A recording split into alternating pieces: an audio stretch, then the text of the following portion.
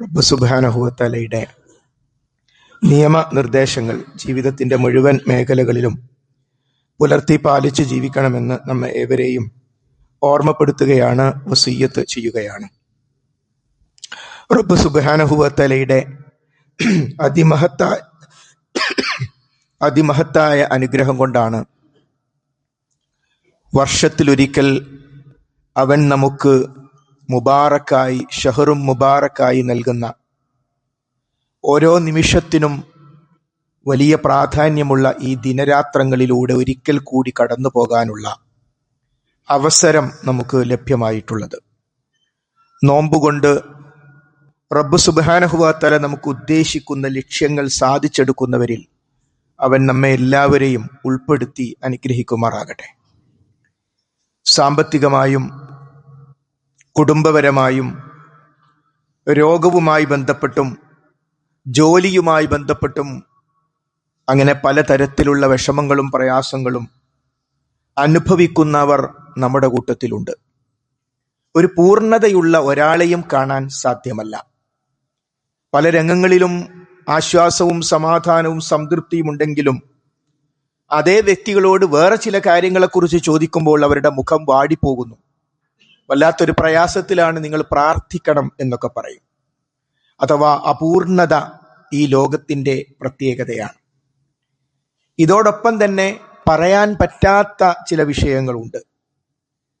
സ്വന്തം ഇണയോട് തുറന്നു പറയാൻ പറ്റാത്ത, മക്കളോട്, മാതാപിതാക്കളോട് പറയാൻ പറ്റാത്ത. കാരണം എന്താണ്? തിന്മകൾ പ്രവർത്തിച്ചു പോയി. അത് സ്വന്തക്കാരോട് പറയാൻ പറ്റുമോ? പറ്റില്ല, പറയേണ്ടതും ഇല്ല. അങ്ങനെ വ്യഭിചാരത്തിലും സ്വർഗരതിയിലും മയക്കുമരുന്നിലും മദ്യത്തിലും സാമ്പത്തികമായ കൃത്രിമത്വങ്ങളിലും ഇബാദത്തുകൾ നിർവഹിക്കാത്ത അവസ്ഥ തുടങ്ങി ഒട്ടേറെ മറ്റുള്ളവരോട് തുറന്നു പറയാൻ പറ്റാത്ത വിഷയങ്ങളും പല വ്യക്തികൾക്കുമുണ്ട്. ഈ ഒരു സാഹചര്യത്തിൽ വളരെ വലിയ അനുഗ്രഹമായിട്ടാണ് പരിശുദ്ധ നോമ്പിനെ നമ്മൾ കാണേണ്ടത്. നാളെ പരലോകത്ത് സംഭവിക്കുന്ന സുപ്രധാനമായ ഒരു രംഗം 19-ാം അധ്യായം സൂറത്ത് മറിയമിലെ 70-71 ആയത്തുകളിൽ റബ്ബ് സുബ്ഹാനഹു വ തആല നമുക്ക് പഠിപ്പിച്ചു തരുന്നു. വഇം മിൻകും ഇല്ലാ വാരിദുഹാ, അതിന്റെ അടുത്ത് അഥവാ നരകത്തിന്റെ അടുത്ത് വരാത്തവരായി നിങ്ങളിൽ നിന്നും ആരും തന്നെയില്ല. മനുഷ്യ സമൂഹത്തിലെ എല്ലാവരും നരകത്തിന്റെ അടുത്ത് വരും. അപ്പൊ നമുക്കൊരു സംശയം, പ്രവാചകന്മാർ വരുമോ? സംശയം വേണ്ട.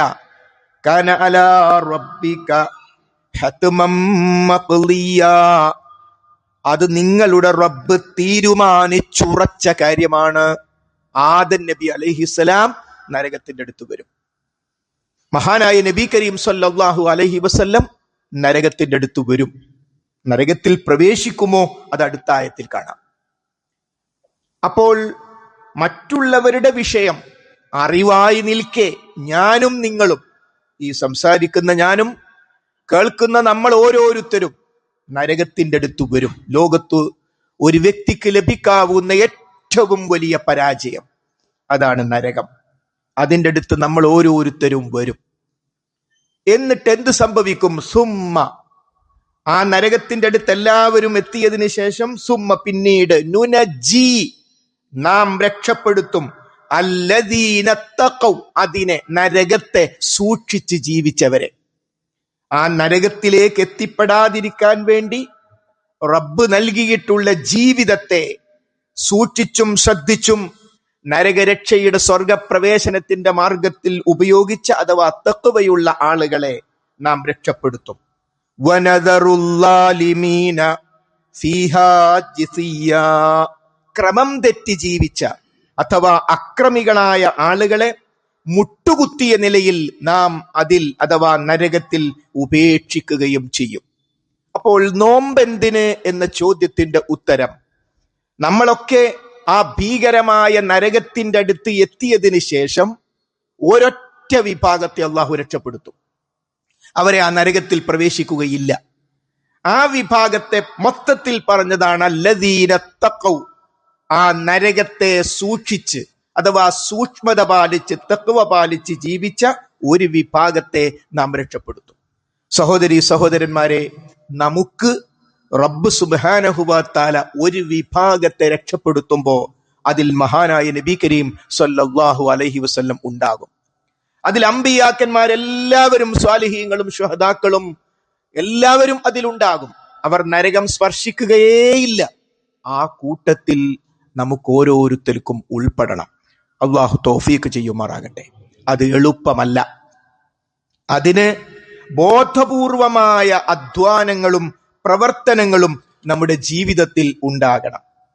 അതിന് അള്ളാഹു സുബ്ഹാനഹു വ തആല നമുക്ക് നൽകിയിട്ടുള്ള ഒരു മണിക്കൂർ കൊണ്ടോ ഏതാനും മണിക്കൂർ കൊണ്ടോ ഏതാനും ദിവസങ്ങൾ കൊണ്ടോ തീരാതെ അയ്യാമം മഅദൂദാത്ത്, എണ്ണപ്പെട്ട ദിവസങ്ങൾ അഥവാ മാസപ്പിറവി കണ്ടു, അല്ലെങ്കിൽ മാസപ്പിറവി കാണാൻ പറ്റാത്ത അവസ്ഥയിൽ മാസം തികഞ്ഞു, എന്നിട്ട് ആരംഭിച്ചു, എന്നിട്ട് അടുത്ത ശവ്വാലിന്റെ മാസപ്പിറവി കാണുന്നത് വരെയുള്ള ആ ഏതാനും ദിവസങ്ങൾ, 29 30 ദിവസങ്ങൾ, ആ ദിവസങ്ങൾ ഈ നരകരക്ഷയ്ക്കു വേണ്ടി വളരെ ബോധപൂർവം ഉപയോഗിക്കാൻ റബ്ബ് സുബ്ഹാനഹു വ തആല നമുക്ക് നൽകിയിട്ടുള്ള സമയം നിശ്ചയിച്ച് തന്നിരിക്കുകയാണ്. അധ്വാനിച്ചോളൂ, പ്രവർത്തിച്ചോളൂ എന്ന്. അതുകൊണ്ടാണ് പറഞ്ഞത് ഫമൻ കാന മിൻകും മരീളൻ ഔ അലാ സഫരിൻ ഫഇദ്ദത്തും മിൻ അയ്യാമിൻ ഉഖർ. ആ മാസത്തിൽ നോമ്പ് നോൽക്കണമെന്ന് പറഞ്ഞതിന് ശേഷം അല്ലാഹു സുബ്ഹാനഹു വ തആല പറഞ്ഞത് രോഗിയായിപ്പോയി. അല്ലാഹു ആരെയും കഷ്ടപ്പെടുത്തുന്നു. യുരീദുല്ലാഹു ബിക്കുമുൽ യുസ്ർ വലാ യുരീദു ബിക്കുമുൽ ഉസ്ർ. അല്ലാഹു സുബ്ഹാനഹു വ തആല നിങ്ങൾക്ക് പ്രയാസത്തെ ഉദ്ദേശിക്കുന്നില്ല, എളുപ്പത്തെയാണ് ഉദ്ദേശിക്കുന്നത്. അതുകൊണ്ട് രോഗികൾ രോഗം തന്നെ കൂടുന്ന രൂപത്തിൽ നോമ്പ് നോൽക്കണോ? വേണ്ട, അവർക്ക് ഇളവുണ്ട്. യാത്രക്കാർ അവർക്ക് ഇളവുണ്ട്. പക്ഷേ ഫഇദ്ദത്തും മിൻ അയ്യാമിൻ ഉഖർ, മറ്റൊരു ദിവസം അവർ നോമ്പ് നോറ്റുവിട്ടണം. എന്നാൽ രോഗികളുടെ വിഷയം പറയുമ്പോൾ സഫ് ഒന്ന് അടുത്തിരിക്കുക, ഇടയ്ക്ക് ഒഴിവില്ല എന്ന് ഉറപ്പുവരുത്തുക. അതിനുശേഷം ആൾക്കാർ താഴോട്ട് പോട്ടെ. എല്ലാ സഫും ഒന്ന് പൂർണ്ണാക്കുക, ബാക്ക് മുതൽ എല്ലാവരും ഒന്ന് നോക്കിയിട്ട് ക്ലിയർ ആക്കുക. അപ്പോൾ നാം പറഞ്ഞുകൊണ്ടുവന്നത്, മഹാനായ നബി കരീം സല്ലല്ലാഹു അലൈഹി വസല്ലം നോമ്പിന്റെ ഈ ആയത്തുകൾ പഠിപ്പിച്ചു കൊടുക്കുമ്പോൾ, ഇനി ഒരാൾക്ക് നോമ്പ് നോൽക്കാൻ പറ്റുന്ന രൂപത്തിലേക്ക് ആരോഗ്യാവസ്ഥ തിരിച്ചു വരില്ല എന്ന് കരുതുക. അല്ലെങ്കിൽ പ്രസവം കഴിഞ്ഞു, വീണ്ടും റബ്ബിന്റെ തീരുമാനപ്രകാരം മറ്റൊരു കുട്ടിയൂടി ഒരൊറ്റ വർഷത്തിന്റെ ഉള്ളിൽ ഉണ്ടായി. ഒരിക്കലും നോമ്പ് നോൽക്കാൻ പറ്റിയ അവസ്ഥയല്ല. അത്തരം കാര്യങ്ങളിലും റബ്ബാണല്ലോ സൃഷ്ടാവ്. അവൻ പറഞ്ഞത് വഅലല്ലദീന യുതീഖൂന ഫിദിയത്തുൻ തആമു മിസ്കീൻ. അവരെന്ത് ചെയ്യണം? പാവപ്പെട്ടവർക്ക് ഒരു സമയത്തെ അവർക്ക് ഭക്ഷണം കൊടുക്കണം. നോമ്പിന് പകരമായി അല്ലാഹു സുബ്ഹാനഹു വ തആല ഫിദിയ കൊടുക്കാൻ വേണ്ടി നിർദ്ദേശിച്ചിരിക്കുന്നു. അതുകൊണ്ട് ഈ മാസത്തിൽ നമ്മൾ ഏറ്റവും കൂടുതൽ ശ്രദ്ധിക്കേണ്ടുന്ന കാര്യം നോമ്പ് നോൽക്കണം എന്ന കാര്യമാണ്. നോമ്പ് നോൽക്കണം. വെള്ളിയാഴ്ച പള്ളിയിൽ പോയില്ലേ, സമുദായത്തിന് പേര് വെട്ടിപ്പോകല്ലോ എന്ന് വിചാരിച്ചിട്ട് ചില സമുദായത്തിലെ ചിലർ വെള്ളിയാഴ്ച മാത്രം പള്ളിയിൽ വരും, വെള്ളിയാഴ്ച മാത്രം നോമ്പ് നോൽക്കുക. അല്ലെങ്കിൽ താൻ ഇഷ്ടപ്പെടുന്ന ഒരു അവനവൻ തീരുമാനിക്കുക ഞാൻ നോമ്പ് നോൽക്കേണ്ട എന്നാണ്. ഇതൊന്നും നമുക്ക് അധികാരമില്ല. നമ്മളെ സൃഷ്ടിച്ച റബ്ബ് പറയുന്നു, നോമ്പ് നോൽക്കാനുള്ള അവസ്ഥയുണ്ടോ എങ്കിൽ കുത്തിബ അലൈക്കും, നിങ്ങളുടെ മേൽ നിർബന്ധമാക്കപ്പെട്ടിരിക്കുന്നു. നിർബന്ധമാക്കി എന്ന് പറഞ്ഞ അർത്ഥം ചെയ്തില്ലെങ്കിൽ ശിക്ഷിക്കപ്പെടും എന്നാണ് അതിന്റെ അർത്ഥം. ചെയ്തില്ലെങ്കിൽ ശിക്ഷിക്കപ്പെടും. 8ഉം 10ഉം വയസ്സുമുള്ള കൊച്ചുമക്കള് നോമ്പ് നോൽക്കുമ്പോ വലിയ വലിയ മനുഷ്യന്മാര് നോമ്പ് നോൽക്കാതെ നടക്കുന്നു നമ്മുടെ കൂട്ടത്തിൽ ചിലരെങ്കിലും. വലിയ അപകടമാണത്. ചിലർ ഇടക്ക് നോമ്പ് മുറിച്ചു കളയും. പടച്ചോൻ വലിയ കാരുണ്യവാനല്ലേ, എനിക്ക് ദാഹം കൊണ്ട് സഹിക്കുന്നില്ല, ഞാൻ വെള്ളം കുടിക്കട്ടെ, ഞാൻ എന്താ പടച്ചോൻ വലിയ കാരുണ്യവാനല്ലേ എന്ന്. അവരറിയണം, മഹാനായ നബി കരീം സല്ലല്ലാഹു അലൈഹി വസല്ലം ഒരിക്കലൊരു സ്വപ്നം കാണുകയാണ്. പ്രവാചകന്മാരുടെ സ്വപ്നം ദീനിൽ തെളിവാണ്. അമ്പിയാക്കന്മാരുടെ സ്വപ്നം ദീനിൽ തെളിവാണ്. സ്വഹാബത്തിന്റെ സ്വപ്നം പോലും ദീനിൽ തെളിവല്ല, റസൂലുള്ള സത്യപ്പെടുത്തിയാലല്ലാതെ.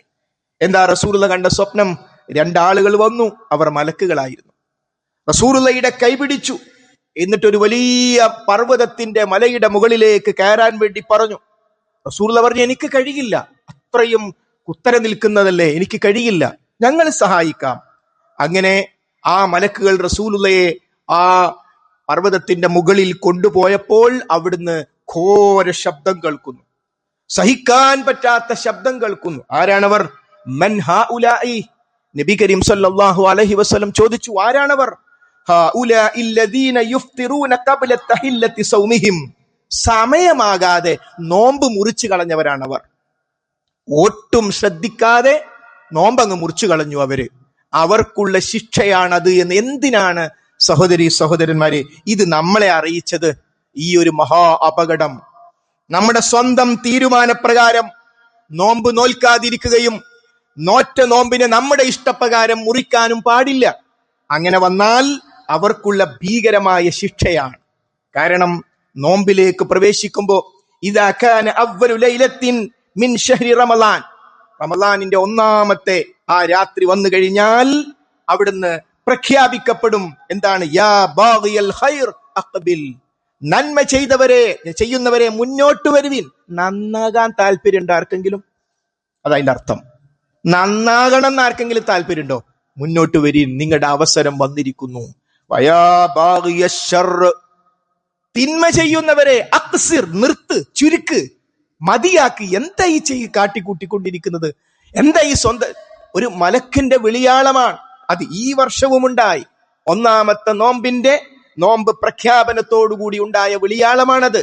അതുകൊണ്ട് റബ്ബ് സുബ്ഹാനഹു വ തആലയുടെ നിശ്ചയമാണ്, നന്മ ചെയ്യുന്നവരെ, നന്നാകാൻ തീരുമാനിക്കുന്നവരെ മുന്നോട്ട് വരുവീൻ. നമ്മൾ അതിന് ഉത്തരം കൊടുക്കണം. ആ വിളിക്ക് നമ്മൾ ഉത്തരം കൊടുത്ത് നന്നാകാൻ നമ്മൾ തയ്യാറാകണം.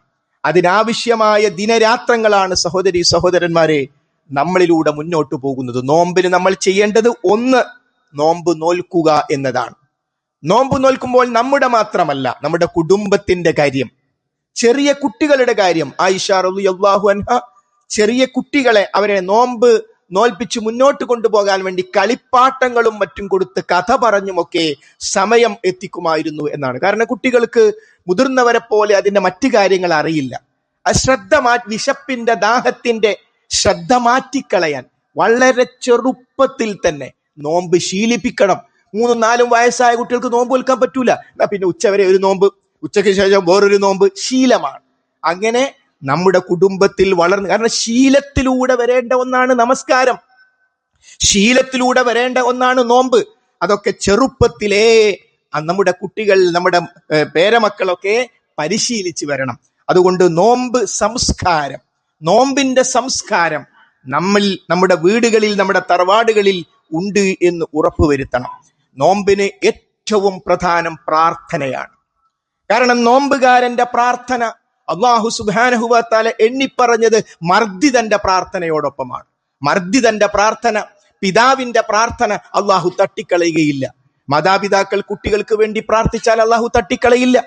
അതേപോലെ തന്നെ മർദ്ദിതനായ ഒരു വ്യക്തി, ആരാണോ തന്നെ മർദ്ദിച്ചത്, ഞാൻ നിസ്സഹായനാണ് പടച്ചോനെ, നീ കൊടുത്തോ എന്നെങ്ങാനും പറഞ്ഞാൽ, അല്ലെങ്കിൽ ആ നിസ്സഹായനാണ് പടച്ചവനെ എന്ന് പറയുമ്പോ അതെങ്ങാനും റബ്ബ് പരിഗണിച്ചാൽ ആരാണോ ചെയ്തത് അവൻ അനുഭവിച്ചിരിക്കും. അതുകൊണ്ടാണ് മർദ്ദിതന്റെ പ്രാർത്ഥനയെ ഭയപ്പെടണമെന്ന് മഹാനായ നബി കരീം സല്ലല്ലാഹു അലൈഹി വസല്ലം പഠിപ്പിച്ചത്.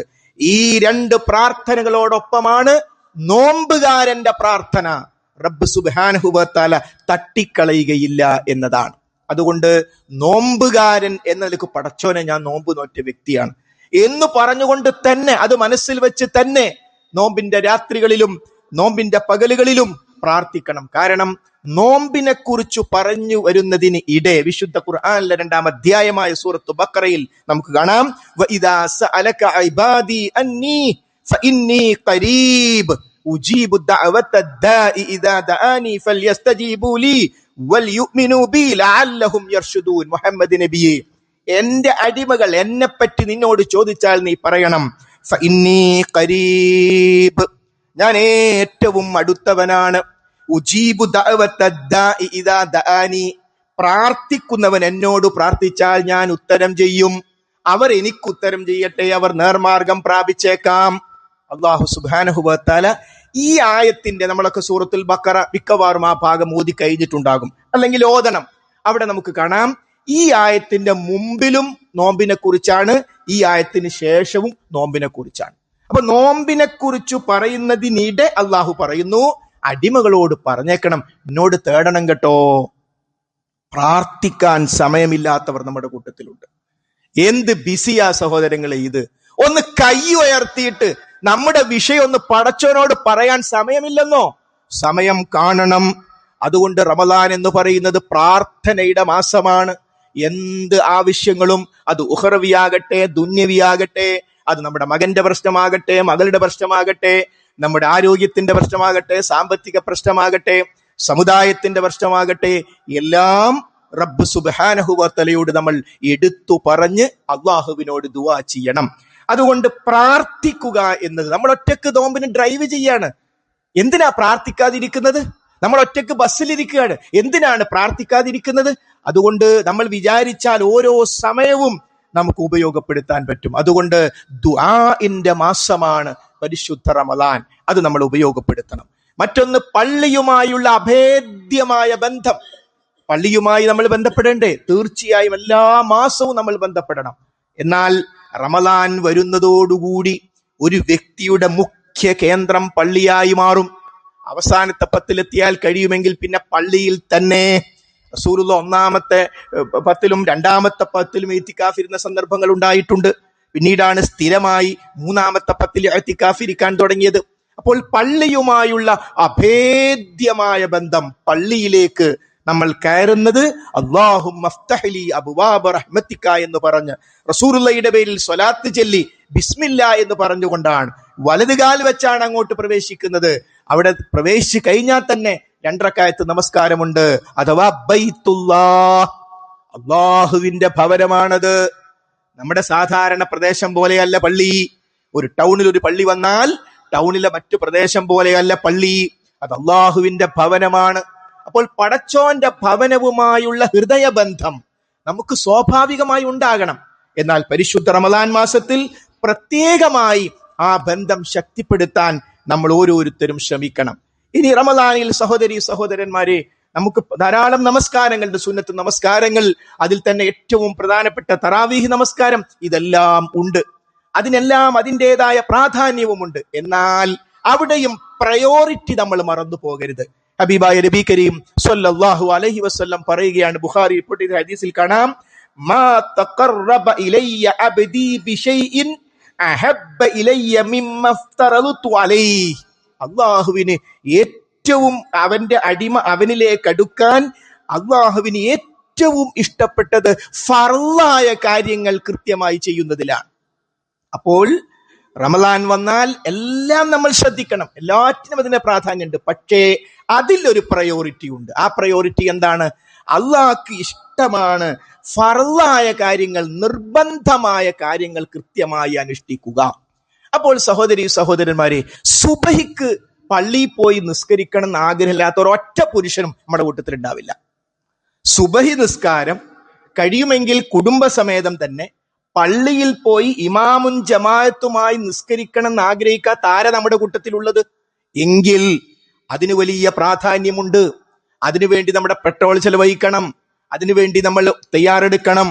അതേപോലെ തന്നെ എല്ലാ ജമാഅത്ത് നമസ്കാരങ്ങളും, ഞാനിത് പറയാൻ കാരണം, ഒരുപക്ഷെ നമ്മുടെ പള്ളികളിൽ ഇശാക്ക് 2 സഫ്, അതേ പള്ളിയിൽ തറാവീഹിന് 4 സഫ്. തറാവീഹിന് പ്രാധാന്യമില്ലേ? ഉണ്ട്, വലിയ പ്രാധാന്യമുണ്ട്. എന്നാൽ തറാവീഹിനേക്കാൾ എത്രയോ പ്രധാനമാണ് സുബ്ഹ് ജമാഅത്ത്. തറാവീഹിനേക്കാൾ എത്രയോ പ്രധാനമാണ് ഇശാ ജമാഅത്ത്. അതുകൊണ്ട് റസൂലുള്ളാഹിയുടെ ഈ വാക്ക് മറന്നു പോകരുത്. മാ തഖറബ ഇലയ്യ അബ്ദി ബിശൈഇൻ അഹബ്ബ ഇലയ്യ മിമ്മ ഇഫ്തറദതു അലൈഹി എന്ന് നമ്മൾ മറന്നു പോകരുത്. അതുകൊണ്ട് ഫർള് നമസ്കാരങ്ങൾ അത് ജമാഅത്തായി തന്നെ നിർവഹിക്കാനുള്ള ഒരു നിർബന്ധ ബുദ്ധി നമ്മുടെ മനസ്സിലുണ്ടാകണം. അപ്പൊ പടച്ചോൻ അതിന് എളുപ്പം കാണിച്ചു തരും. എത്രയോ തിരക്കുള്ള മനുഷ്യന്മാർ, ആളുകൾ പറയും അദ്ദേഹം നിസ്കരിക്കാൻ പോവാന്ന് പറയും. ചില ഡോക്ടേഴ്സ് പറയും സർജറിന്റെ സമയത്തായി പോയി ആ ജമാഅത്ത് വന്നത്, ഞാൻ എന്താ സർജറിയുടെ സമയത്ത് പോകാൻ പറ്റില്ല, സർജറി കഴിഞ്ഞിരുന്നുവെങ്കിൽ ഞാൻ ജമാഅത്തിന് പോകുമായിരുന്നു എന്നാണ് പറഞ്ഞതിന്റെ അർത്ഥം. അങ്ങനെ എത്ര ശ്രദ്ധിക്കുന്ന ഉന്നതന്മാരായ ആളുകളുണ്ട്. അള്ളാഹു എല്ലാവർക്കും ബറക്കത്ത് കൊടുക്കുമാറാകട്ടെ. അതുകൊണ്ട് നമ്മുടെ ജീവിതത്തിന്റെ ക്രമം, ജീവിച്ചിരിക്കെ ഫർള് നമസ്കാരം അശ്രദ്ധമായി ഞാൻ ഉപേക്ഷിക്കില്ല.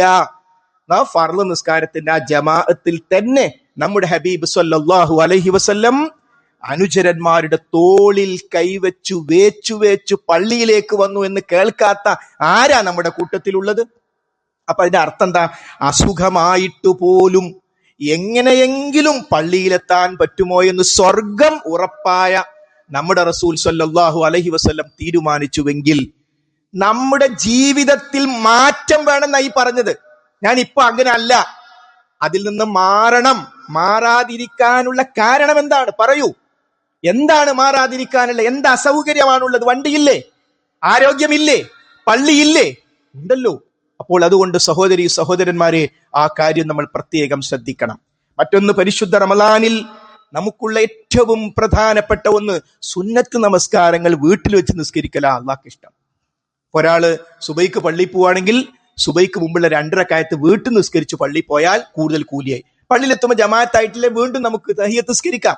അതേപോലെ മഗ്രിബ് നിസ്കരിച്ച് നമ്മൾ വീട്ടിലേക്കാ പോകുന്നതെങ്കിൽ, ഇശാ നമസ്കരിച്ച് വീട്ടിലേക്കാ പോകുന്നതെങ്കിൽ വീട്ടിൽ പോയി നിസ്കരിക്കാം. പള്ളിയിൽ നിസ്കരിക്കൽ ഹറാമല്ല, പക്ഷെ ഉത്തമം വീട്ടിൽ. എന്നാൽ രാത്രി നമസ്കാരം, അതും പ്രത്യേകിച്ച് റമളാൻ മാസത്തിലെ രാത്രി നമസ്കാരം ഇമാമുൻ ജമാഅത്തുമായി പള്ളിയിൽ വെച്ച് നമസ്കരിക്കാം.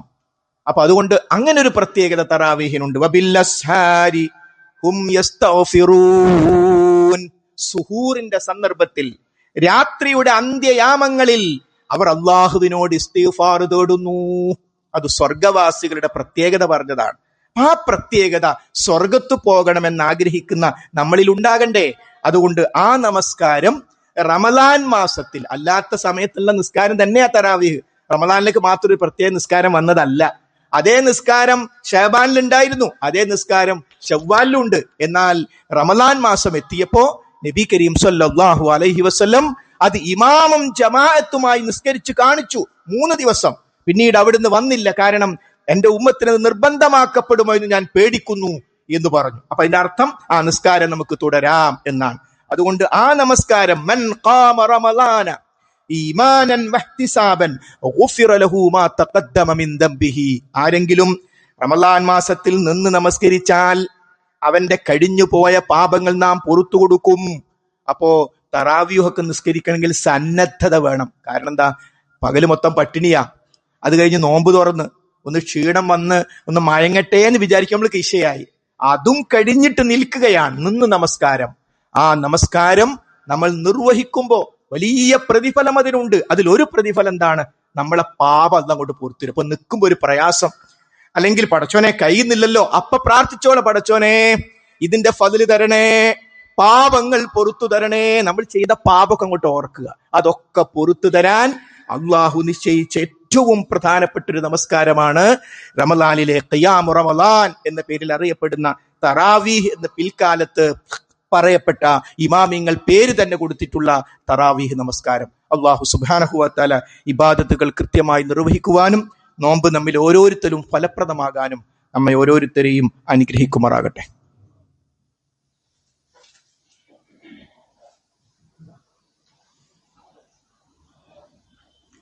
അൽഹംദുലില്ലാഹി റബ്ബിൽ ആലമീൻ വസ്സലാത്തു വസ്സലാമു അലാ റസൂലിഹിൽ അമീൻ വഅലാ ആലിഹി വസ്വഹ്ബിഹി അജ്മഈൻ. അമ്മാ ബഅദ്. ഒരിക്കൽ കൂടി റബ്ബ് സുബ്ഹാനഹു വ തആലയുടെ നിയമനിർദ്ദേശങ്ങൾ ശ്രദ്ധിക്കണം, സൂക്ഷിക്കണമെന്ന് ഓർമ്മപ്പെടുത്തുകയാണ്. പരിശുദ്ധ റമളാനിനെ അതിൻ്റെ ആദ്യഘട്ടത്തിൽ തന്നെ നമ്മൾ ശരിയാം വിധം ആസൂത്രണം ചെയ്തിട്ടില്ലെങ്കിൽ നഷ്ടത്തിൻ്റെ ദിനരാത്രങ്ങളായിരിക്കും നമ്മെ കാത്തിരിക്കുന്നത്. മഹാനായ നബി കരീം സല്ലല്ലാഹു അലൈഹി വസല്ലം റമളാൻ മാസത്തിൽ ധാരാളമായി ഖുർആൻ ഓതി എന്ന് നമുക്കറിയാം. അതിൽ ഒരു ഖുർആനോത്ത് ജിബ്രീൽ അലൈഹിസ്സലാമിന് എല്ലാ ദിവസവും റസൂലുള്ള വിശുദ്ധ ഖുർആൻ ഓതി കൊടുക്കും. അത് 30 ദിവസവും ജിബ്രീൽ അലൈഹിസ്സലാം റസൂലുള്ളാഹിയുടെ അടുത്ത് വരും. എന്നിട്ട് അള്ളാഹു ജിബ്രീൽ അലൈഹിസ്സലാം മുഖേനയാണല്ലോ ഖുർആൻ റസൂലുള്ളാഹിക്ക് കൊടുത്തത്. ആ കൊടുത്തത് പാഠം നോക്കും. അവിടുന്ന് വഫാത്താകുന്നതിന് മുമ്പുള്ള റമളാനിൽ 2 പ്രാവശ്യം ജിബ്രീൽ അലൈഹിസ്സലാം വന്നു. എന്നിട്ട് വിശുദ്ധ ഖുർആൻ റസൂലുള്ളാഹിയെ കൊണ്ട് ഓതിപ്പിച്ചു. ഇത് വെച്ച് പണ്ഡിതന്മാർ പറയുന്നു, ഒരു പ്രാവശ്യം സത്യവിശ്വാസികൾക്ക് ഖുർആൻ ഓതി തീർക്കാതിരിക്കാൻ കഴിയില്ല. കാരണം റമദാൻ എന്ന് പറയുന്നത് തന്നെ ഖുർആൻ കൊണ്ടാണ്. ഷഹ്റു റമദാൻ അല്ലദീ ഉൻസില ഫീഹിൽ ഖുർആൻ. അപ്പൊ ഒരു പ്രാവശ്യം ഒരു സത്യവിശ്വാസിക്ക് എങ്ങനെ അത് പൂർത്തിയാക്കാതിരിക്കാൻ കഴിയും? എന്തിനാ നോമ്പ് വെച്ച് ഖുർആൻ ഇറങ്ങിയിട്ട് അത് ഈ ഒരു പ്രാവശ്യം ഓതിയോ? ഒരു പ്രാവശ്യം പോലും ഓതിയിട്ടില്ല. അപ്പൊ അതുകൊണ്ട് വിശുദ്ധ ഖുർആൻ പാരായണം ചെയ്യുന്ന വിഷയത്തിൽ തീരുമാനമെടുത്തില്ലെങ്കിൽ തീരുമാനമെടുക്കണം. ആ റസൂലുള്ളയോടൊപ്പം സ്വർഗത്തിൽ പോകലാ നമ്മുടെ ലക്ഷ്യം. അള്ളാഹു തൗഫീഖ് ചെയ്യുമാറാകട്ടെ. അതുകൊണ്ട് എന്ത് വേണം? ഒരു പ്രാവശ്യം. വേറെ ചില പണ്ഡിതന്മാർ 2 പ്രാവശ്യം വിശുദ്ധ ഖുർആൻ പാരായണം ചെയ്യാനുള്ള പ്രേരണ ഇതിലുണ്ട്. എന്നാൽ റസൂലുള്ള തന്നെ എത്രയോ പ്രാവശ്യം ഖുർആൻ ഓതി തീർത്തിട്ടുണ്ട്. പല തവണകളായി 10, 20, 30 ഒക്കെ പ്രാവശ്യം വിശുദ്ധ ഖുർആൻ ഒരു രാവും ഒരു പകലും കൊണ്ട് ഓതി തീർത്തവർ, അങ്ങനെ നമസ്കാരത്തിൽ മാത്രം സൂറത്തിൽ വിശുദ്ധ ഖുർആൻ ഓതി തീർത്തവർ, അങ്ങനെ പലതും നമുക്ക് കാണാൻ പറ്റും. പക്ഷെ ഇതിന്റെ മൊത്തം സത്ത നമ്മുടെ കാര്യം എന്താണ്? ഈ ഖുത്ബ കേൾക്കുന്ന നമ്മുടെ ഓരോരുത്തരുടെയും വിഷയം, നമ്മുടെ പരിപാടി എന്താ? ഇതിങ്ങനെ അങ്ങ് കഴിഞ്ഞു പോകാനാണോ? പട്ടിണി കിടക്കാൻ മാത്രമാണോ പരിപാടി? എങ്കിൽ അതൊരു നന്ദികേടായിത്തീരും. വലിയ അനുഗ്രഹങ്ങൾ അള്ളാഹു നമുക്ക് നൽകിയിട്ടുണ്ട്. ആ അനുഗ്രഹങ്ങളിൽ ഏറ്റവും പ്രധാനമാണ് വിശുദ്ധ ഖുർആൻ. എനിക്ക് ഖുർആൻ ഓതി അങ്ങോട്ട് ശരിയാവില്ല, തപ്പിത്തടഞ്ഞ ഓതൽ. റസൂലുള്ളാഹി സ്വല്ലല്ലാഹു അലൈഹി വസല്ലം പറഞ്ഞു, അങ്ങനെ തപ്പിത്തടഞ്ഞ് ഓതുന്നവർക്ക് 2 കൂലി, അവർക്ക് 2 കൂലി നൽകും. കാരണം എന്താ അറിയോ? ഒന്ന്, വിശുദ്ധ ഖുർആൻ ഓതുന്നതിൽ പ്രയാസപ്പെടുന്നതിന് ഒരു കൂലി, ഓതുന്നതിന് വേറെ കൂലി. അപ്പൊ പിന്നെ രക്ഷയില്ല, ഒരു രക്ഷയില്ല. ഖുർആൻ ഓതാൻ നമുക്കറിയില്ലെങ്കിലും ഓതണം, അറിയാവുന്ന രൂപത്തിൽ നമ്മൾ ഓതണം. അതുകൊണ്ട് ഈ കാര്യത്തിൽ സഹോദരി സഹോദരന്മാരെ നമ്മൾ വീഴ്ച കാണിക്കരുത്. ഒരു പ്രാവശ്യം പോലും വിശുദ്ധ ഖുർആൻ അതിനോദണമെങ്കിൽ സമയം കാണണം. എപ്പോഴാണ് എൻ്റെ വിശുദ്ധ ഖുർആന്റെ പാരായണം എന്ന് നമ്മൾ കണ്ട് ഖുർആൻ നമ്മളോടൊപ്പം വെച്ച് അല്ലെങ്കിൽ മൊബൈലിൽ അതെടുത്ത് വിശുദ്ധ ഖുർആൻ പാരായണം ചെയ്യാൻ നമ്മൾ തീരുമാനിക്കണം. നമ്മൾ എന്ന് പറയുമ്പോൾ എപ്പോഴും ഇണയെ വിട്ടുപോകരുത്, മാതാപിതാക്കളെ വിട്ടുപോകരുത്, മക്കളെ വിട്ടുപോകരുത്. നമ്മൾ എന്തൊക്കെ ഹൈറിലേക്ക് എത്തണമെന്ന് ആഗ്രഹം അതൊക്കെ നമ്മുടെ മക്കൾക്ക് കിട്ടണം, നമ്മുടെ ഇണകൾക്ക് കിട്ടണം എന്നതല്ലേ സ്നേഹം. അതുകൊണ്ട് കുടുംബത്തിൽ ആ ഒരു ശൈലി, വിശുദ്ധ ഖുർആൻ പാരായണം ചെയ്യുന്ന ഒരു ശൈലി പ്രാവർത്തികമാക്കാൻ സഹോദരി സഹോദരന്മാരെ നമുക്ക് സാധിക്കേണ്ടതുണ്ട്. മഹാനായ ഇബ്നു മസ്ഊദ് റളിയല്ലാഹു അൻഹുവിന്റെ വീട്ടിൽ ഒരു ദിവസം രാവിലെ കുറച്ച് ആളുകൾ വന്നു. അപ്പൊ ആളുകൾ വന്നിട്ട് അവര് വീട്ടിലേക്ക് ഇങ്ങോട്ട് കയറുന്നില്ല, അവര് കുറച്ചു മാറി നിന്നു. ഇത് ഇബ്നു മസ്ഊദ് റളിയല്ലാഹു അൻഹു കണ്ടു, അവരെ വിളിച്ചു. എന്തേന്ന് ചോദിച്ചു. എന്തേ ഇങ്ങോട്ട് വരാത്തതെന്ന് ചോദിച്ചു. അല്ല, രാവിലെ സമയല്ലേ, നിങ്ങൾ ആരെങ്കിലും ഉറങ്ങുകയാണെങ്കിൽ എന്ന് വിചാരിച്ചിട്ടാണ് ഞങ്ങൾ അങ്ങോട്ട് വരാത്തത് എന്ന് പറഞ്ഞു. അപ്പൊ ഇബ്നു മസ്ഊദ് റളിയല്ലാഹുവിന്റെ മുഖം ചുവന്നു. അള്ളാന്റെ റസൂല് ബറക്കത്തുണ്ട് എന്ന് പഠിപ്പിച്ച ഒരു സമയം എന്റെ മക്കളെ, എന്റെ കുടുംബത്തെ ഉറങ്ങാൻ വിടും ഞങ്ങൾ വിചാരിച്ചത്? നോക്കൂ, സലഫുകൾ, നമ്മുടെ മുൻഗാമികൾ, നമ്മുടെ സഹാബികൾ രാവിലത്തെ സമയത്തെ എങ്ങനെ കണ്ടു എന്ന് ശരിക്കും ചിന്തിക്കണം. നിങ്ങൾ എന്താ മനസ്സിലാക്കിയത്? ഞാൻ എന്റെ വീട്ടുകാരെ ഉറങ്ങാൻ വിടുന്ന എന്താ കാരണം എന്നറിയോ? നബി കരീം സ്വല്ലല്ലാഹു അലൈഹി വസല്ലം ബറക്കത്തുണ്ട് എന്ന് പഠിപ്പിച്ച സമയമാണത്. നോക്കൂ, സഹാബത്ത് ചോദിക്കപ്പെട്ടല്ലോ അവിടുത്തെ അത്താഴം എപ്പോഴായിരുന്നു എന്ന് ചോദിച്ചപ്പോൾ എന്താണ് അവർ മറുപടി പറഞ്ഞത്?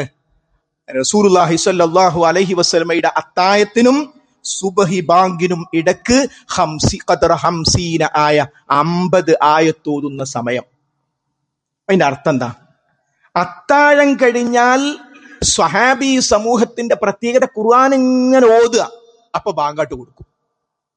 ഖുർആൻ ഓത്തിനെയാണ് അവിടെ ഈ മൊബൈലിൽ തോണ്ടി കളിക്കുന്ന സമയം നല്ല പറഞ്ഞത്, മറിച്ച് എന്താ പറഞ്ഞത്? 50 ആയ 50 ആയത്തോതുന്ന സമയം. നമ്മളെ 1-2 മണിക്കൂർ മൊബൈൽ നോക്കിയില്ല, ലോകം ഇടിഞ്ഞു പൊളിഞ്ഞു വീയില്ല. അങ്ങനെ ചില ആൾക്കാരെ കളി ഉണ്ടാകുന്നു. ഒറ്റ പോക്ക നിസ്കരിച്ചിട്ട് ദിക്റും ചെല്ലാതെ പോയിട്ട് വീട്ടിൽ പോയിട്ട് വായിച്ച പേപ്പർ വീണ്ടും വായിക്കുക. ഓതണ്ട ആരാ ICUലുണ്ടെന്ന്. എവിടുക്ക ഈ ഓടുന്നത്? ഒന്ന് ഇരിക്കവിടെ, ദിക്റ് ചെല്ല്. എന്തിനാ രാവിലത്തെ ദിക്റ് ഒഴിവാക്കുന്നത്?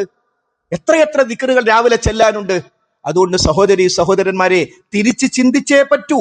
അതുകൊണ്ട് പ്രത്യേകിച്ച് പ്രഭാത സമയം എന്ന് പറയുന്നത് റസൂൽ സ്വഹാബികൾ ദുന്യവിയായ കാര്യങ്ങൾക്ക് പോലും അത് തുടങ്ങാൻ രാവിലെ തെരഞ്ഞെടുത്തു എന്നാ. കാരണം അള്ളാന്റെ റസൂല് ബറക്കത്തുണ്ട് എന്ന് പറഞ്ഞു. എന്നാൽ പലപ്പോഴും അതിന്റെ അർത്ഥം ഒരാള് രാത്രി വലിയ യാത്ര കഴിഞ്ഞു, സുബഹി കഴിഞ്ഞിട്ട് ഒരു രക്ഷയിൽ അയാൾ കിടക്കുന്നതിനെ പറ്റി അല്ല പറഞ്ഞത്. മറിച്ച് ഒരു ശീലമെന്ന പോലെ അശ്രദ്ധമായി പ്രഭാത സമയത്തെ നമ്മൾ ഒരിക്കലും ഉപേക്ഷിക്കാൻ പാടില്ല. നോമ്പ് നമുക്ക് നൽകുന്ന വളരെ സുപ്രധാനമായ ഒരു സന്ദേശമാണ്. സുബഹിക്ക് മുമ്പ് ജീവിതം ആരംഭിക്കണം. റമദാനിൽ അത് നിർബന്ധമായിട്ട് ആരംഭിച്ചിരിക്കും. കാരണം അത്താഴം കഴിക്കാൻ എഴുന്നേൽക്കുന്നത് കൊണ്ട്. യഥാർത്ഥത്തിൽ ഒരു സത്യവിശ്വാസിയുടെ മാതൃക മഹാനായ നബി കരീം സല്ലല്ലാഹു അലൈഹി വസല്ലമയാണ്. അവിടുന്ന് സുബഹിക്ക് മുമ്പ് എഴുന്നേറ്റിരുന്നു. വേറൊരു തെളിവ് നമുക്കാർക്കും വേണ്ട, വേറൊരു തെളിവും വേണ്ട. അപ്പൊ സുബഹിക്ക് മുമ്പ് ജീവിതം ആരംഭിക്കുക. ഈ തറാവീഹില്ലേ, ഈ വിശപ്പ് മുഴുവൻ പകൽ സഹിച്ചതിന് ശേഷം നമ്മൾ നമസ്കരിച്ച ആ തറാവീഹ് പെരുന്നാളിന്റെ മാസപ്പിറവി കാണുന്നത് പോലെ യാത്ര അയക്കരുത്, തുടരണം. അപ്പൊ എന്ത് ചെയ്യാം?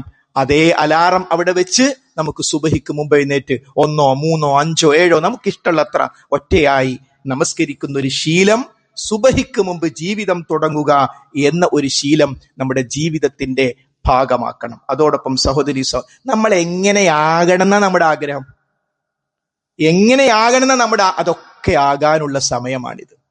അതുകൊണ്ട് നമ്മുടെ നാവുകളെ സൂക്ഷിച്ച്, കഴിഞ്ഞ ആഴ്ചയിൽ നമ്മൾ സൂചിപ്പിച്ചതുപോലെ ഏതെങ്കിലും അറ്റുപോയ ബന്ധങ്ങൾ ഉണ്ടെങ്കിൽ ആ ബന്ധങ്ങൾ വിളക്കി ചേർത്ത് വിനീതരായി, നോമ്പിന് പ്രത്യേകം പറഞ്ഞു, നിങ്ങൾ ശണ്ട കൂടരുത്, നിങ്ങൾ ദേഷ്യം പിടിക്കരുത്, ഗീബത്ത് നമീമത്തൊക്കെ പ്രത്യേകം മഹാനായ നബി കരീം സല്ലല്ലാഹു അലൈഹി വസല്ലം എടുത്തു പറഞ്ഞ കാര്യമാണ്.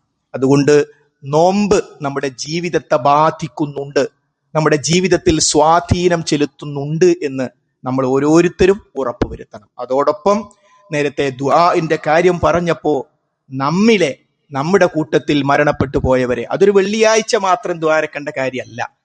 നമ്മുടെ കൂടപ്പിറപ്പുകളായി നമ്മളോടൊപ്പം ഉണ്ടായിരുന്നവരോട് നമുക്ക് ചെയ്യാൻ പറ്റുന്ന ഏറ്റവും വലിയ അവരോടുള്ള കാരുണ്യം മനസ്സറിഞ്ഞ് ഹൃദയത്തിൽ തട്ടി നമ്മുടെ പ്രിയപ്പെട്ട ഉപ്പാക്ക് വേണ്ടി, മരിച്ചുപോയ ഉമ്മാക്ക് വേണ്ടി, നമ്മുടെ മക്കൾക്ക് വേണ്ടി പ്രാർത്ഥിക്കുക എന്നതാണ്. അതുകൊണ്ട് അവരെ മറക്കരുത്. ഒരുപക്ഷെ ഈ തെളിഞ്ഞ പാത നമുക്ക് കിട്ടാൻ കഷ്ടപ്പെട്ടവരായിരിക്കും അവർ എന്നത് നാം പ്രത്യേകം മനസ്സിലാക്കണം.